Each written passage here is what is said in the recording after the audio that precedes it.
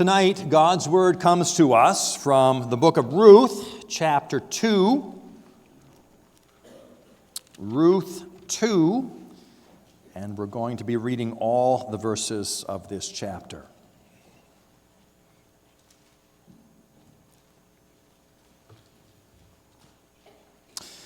Ruth 2, beginning at verse 1, what we hear now is God's Word.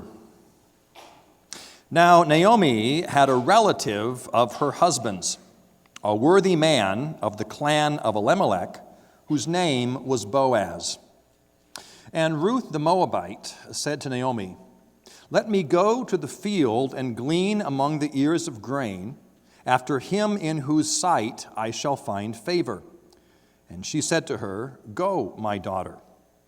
So she set out and went and gleaned in the field after the reapers.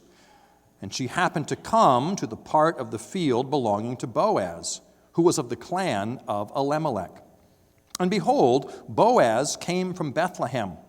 And he said to the reapers, "The Lord be with you." And they answered, "The Lord bless you." Then Boaz said to his young man who was in charge of the reapers, "Whose young woman is this?" And the servant who was in charge of the reapers answered, "She is the young Moabite woman who came back with Naomi from the country of Moab." She said, "Please let me glean and gather among the sheaves after the reapers." So she came and has continued from early morning until now, except for a short rest. Then Boaz said to Ruth, "Now listen, my daughter. Do not go to glean in another field, or leave this one, but keep close to my young women. Let your eyes be on the field that they are reaping, and go after them. Have I not charged the young men not to touch you? And when you are thirsty, go to the vessel and drink what the young men have drawn." Then she fell on her face, bowing to the ground, and said to him, "Why have I found favor in your eyes, that you should take notice of me, since I am a foreigner?" But Boaz answered her, "All that you have done for your mother-in-law since the death of your husband has been fully told to me, and how you left your father and mother and your native land, and came to a people that you did not know before. The Lord repay you for what you have done, and a full reward be given you by the Lord, the God of Israel, under whose wings you have come to take refuge." Then she said, "I have found favor in your eyes, my Lord, for you have comforted me and spoken kindly to your servant, though I am not one of your servants." And at mealtime, Boaz said to her, "Come here and eat some bread and dip your morsel in the wine." So she sat beside the reapers, and he passed her roasted grain. And she ate until she was satisfied and had some left over. Then she rose to glean. When she rose to glean, Boaz instructed his young men, saying, "Let her glean even among the sheaves, and do not reproach her. And also pull out some from the bundles for her, and leave it for her to glean, and do not rebuke her." So she gleaned in the field until evening. Then she beat out what she had gleaned, and it was about an ephah of barley. And she took it up and went into the city. Her mother-in-law saw what she had gleaned. She also brought out and gave her what food she had left over after being satisfied. And her mother-in-law said to her, "Where did you glean today? And where have you worked? Blessed be the man who took notice of you." So she told her mother-in-law with whom she had worked and said, "The man's name with whom I worked today is Boaz." And Naomi said to her daughter-in-law, "May he be blessed by the Lord, whose kindness has not forsaken the living or the dead." Naomi also said to her, "The man is a close relative of ours, one of our redeemers." And Ruth the Moabite said, "Besides, he said to me, 'You shall keep close by my young men until I have finished all of my harvest.'"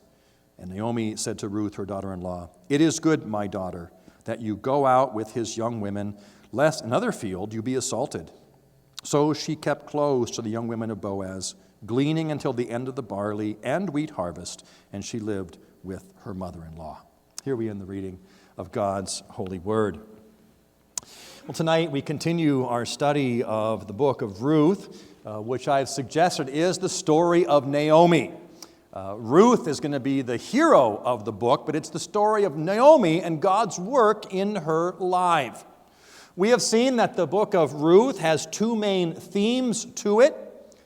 The theme of providence in chapters 1 and 2, we'll see that again tonight, and the theme of redemption in chapters 3 and 4. There'll be a hint at that tonight.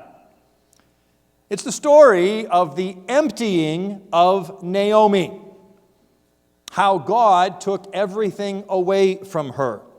We saw that in chapter 1, verse 20, when she comes back, she says, "Do not call me Naomi, call me Mara, for the Almighty has dealt very bitterly with me. I went away full, and the Lord has brought me back empty."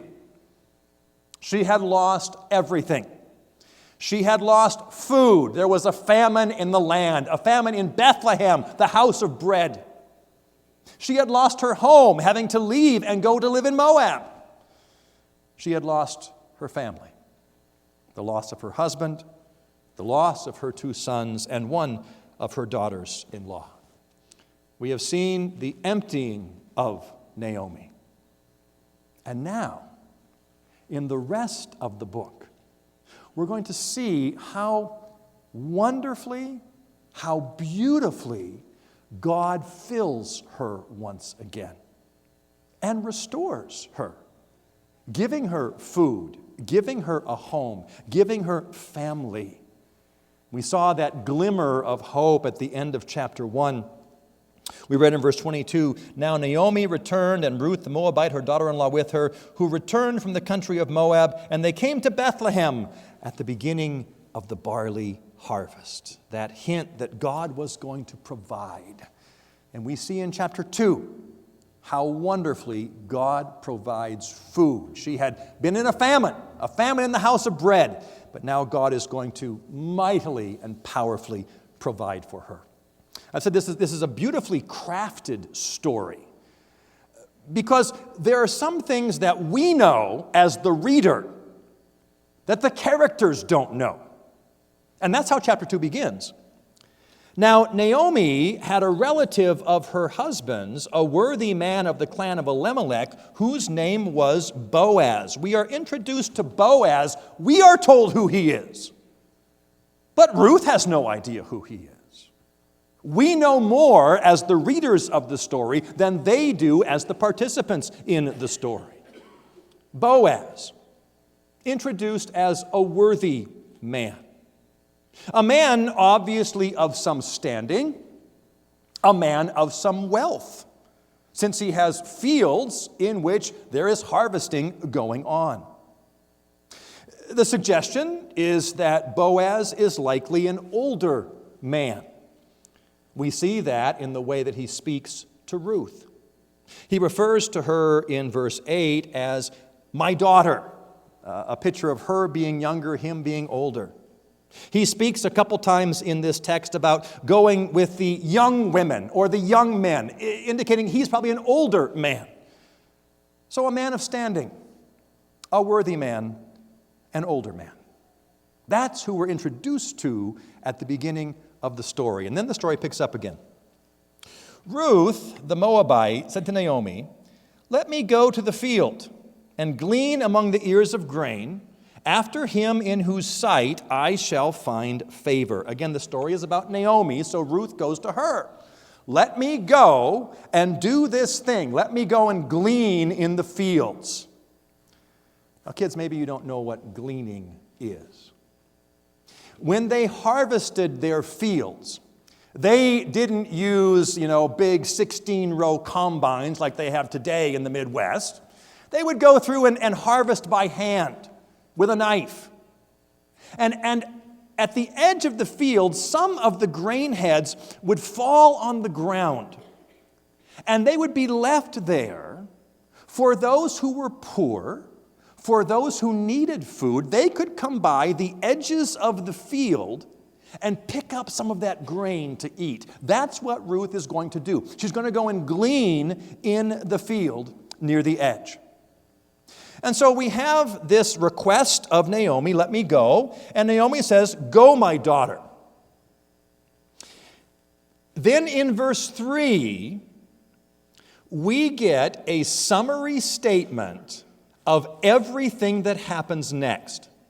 So she set out, and she went, and she gleaned in the field after the reapers. That is a summary of what the rest of chapter 2 is going to tell us. That is not on the timeline. It's a summary statement, like we saw back in chapter 1.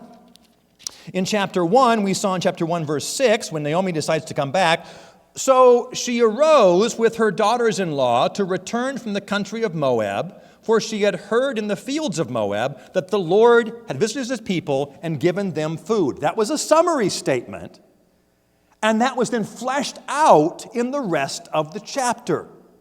We're going to see that again in chapter 3, a summary given to us, and it fleshed out in the rest of the chapter. The beginning of verse 3 tells us the whole story in one sentence, and then we'll explain all the parts of the story. It is not on the timeline, it's a summary of what's going to happen. She will set out, she went, and she will glean in the field after the reapers. Now the author begins to fill in the details. So, we read, so she happened to come to a part of the field belonging to Boaz. We know who that is, she does not. Belonging to Boaz of the clan of Elimelech. She happened to come. The author does a beautiful job of using these types of phrases to point out God's providence. It didn't just happen that way. This was God working behind the scenes. It might seem like it just happened, but it's a subtle, tacit reference to the providence of God. She happened to come to this field belonging to the man Boaz. And she seeks then permission to glean there. We read in verse 7, the man reports, she said, please let me glean and gather among the sheaves of the reapers. Now notice what she said. Please let me glean and gather among the sheaves. She's not asking simply to go on the edge of the field. She's saying, let me go among the sheaves themselves where the reapers are. Obviously, there will be more grain there. This was a very special privilege that would be given to few people. And yet she comes and makes this request. May I glean not just on the edge, but glean among the sheaves. We're going to see how abundantly God provides for her in that way. Verse 7 then continues. She makes the request, let me glean among the reapers. So she came and she continued from early morning until now, except for a short rest. Verse 7 contains a number of exegetical challenges. It reads that she came and she has continued. I'm not sure why the ESV chooses to translate it that way. The word there is the word she has stood still. She hasn't done anything. She came and she just remained here, waiting for the answer to the question, can I glean among the sheaves? She came and she remained, she stood from early morning until now. She hasn't started gleaning yet. She made the request, she stood, she's waited until now, and then it says, except for a short rest. And every commentary says that's probably one of the most difficult parts of this text to translate. I'm not going to go into the exegetical issues, just to point out that she's come to the field, she's made the request, she's asked to glean, and she waits. She waits for the response. She hasn't started gleaning yet. And we see that in that, as she waits, God is going to provide for her in a most extraordinary way. Back in verse 4, we read this, and behold, that's one of those beautiful clues from our author, and behold, oh, by the way, Boaz came from Bethlehem. And he says to the reapers, the Lord be with you, and they answer, the Lord bless you. And Boaz asked the man in charge, whose young woman is this? And the servant in charge says, she is the young Moabite woman who came back from Naomi from the country of Moab. Boaz enters, he greets those around him, and he comes and he is going to answer himself the request of Ruth.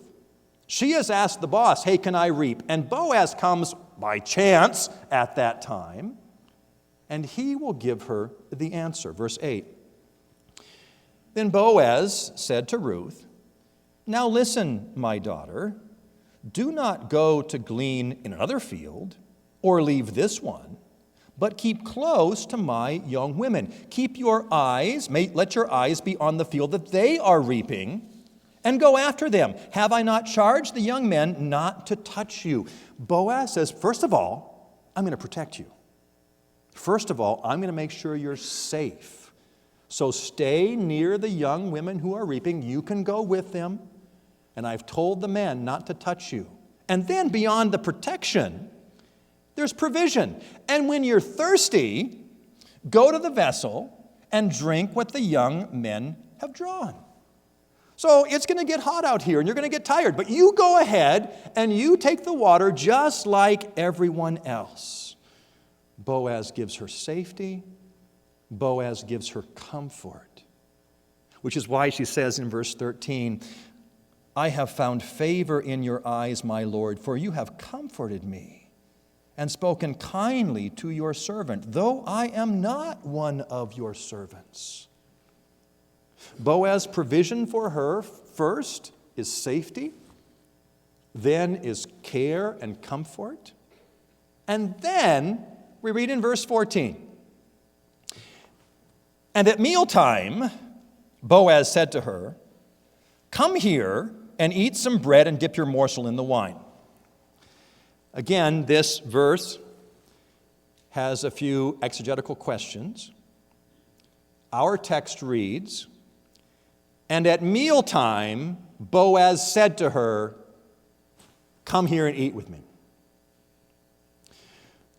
Both the Septuagint, which is the Greek translation of the Old Testament, and the Vulgate, which is the Latin translation of the Scriptures, being followed by the authorized version, read it this way, and I believe it's a better reading. Not, and at mealtime Boaz said, come here and eat, but rather, Boaz said,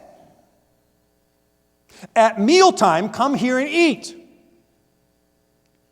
There's no time that passes between verse 13 and verse 14.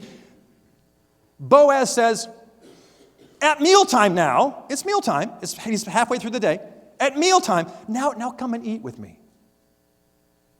She's being provided for as if she was one of his own people, and she hasn't even started gleaning yet. She hasn't raised a finger. And God is providing for her through Boaz. Boaz says, at mealtime, come up and eat with me. Come and enjoy my food. And then Boaz even serves her. He gave her the grain. And beyond that, she has leftovers. God provides food in absolutely remarkable ways to meet Ruth's needs of safety, Ruth's needs of comfort and the fundamental need for food. And she hasn't done anything yet except for make the request.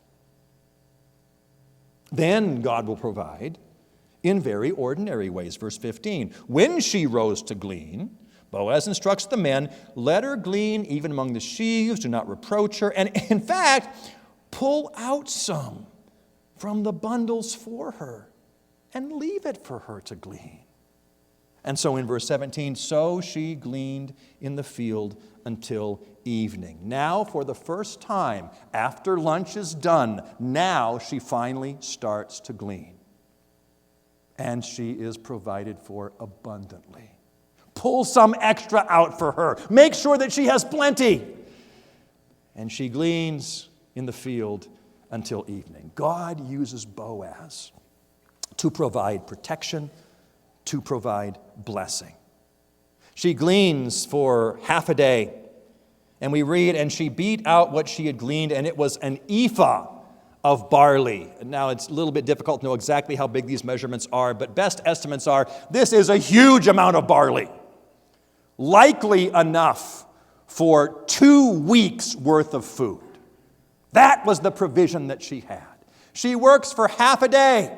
She's given lunch. And when she finally gets to the field, they give the grain to her and has enough food for 2 weeks. God's abundant provision. But remember, the story is ultimately about Naomi. And so she will go back to Naomi, and she will share the blessing that she has received with her mother-in-law. Verse 18. And she took it up and went into the city. Her mother-in-law saw what she had gleaned, and she also brought out and gave her what food she had left after being satisfied. That's the leftovers from lunch. And her mother-in-law said to her, where did you glean today? Where have you worked? Blessed be the man who took notice of you. Naomi, who had been emptied of food, now being filled abundantly by God. Not just a little, but abundant provision from the gleaning, even the leftovers from lunch, all of this, that Naomi might be filled. And then we read,